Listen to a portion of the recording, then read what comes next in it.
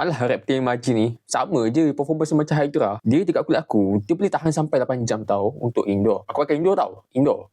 Dekat baju aku dengan kulit aku rasa kat baju lagi lama lah. Tak ingat lah apa-apa. Tapi aku tak check. Tapi aku tahu bau dia ada lagi lepas kulit aku dah hilang bau dia. Dan untuk dia punya bau dia boleh tersebar waktu opening kan. Untuk 2 jam pertama, dia boleh tersebar sehingga 12 kaki dan lebih. Aku dah check dekat ruang tamu, dekat tengah rumah aku.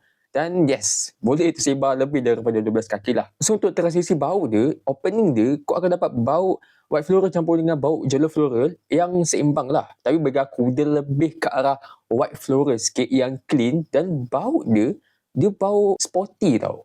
Kan orang cakap kan, oh bau sporty, bau sporty, bau sporty. Tapi korang tak dapat bayangkan bau sporty macam mana kan? Aku pun tak dapat bayangkan. Tapi lepas aku pakai full wear, aku faham bau sporty tu macam mana. Dia nak kata bau tu ada bau sabun daripada white floral, tak ada. Dia lebih ke arah bau clean white floral. Tapi walaupun dia ada gabungan antara bau yellow floral dengan white floral kan, dia tak adalah bagi bau yang segar macam bau feminin macam tu, tak ada.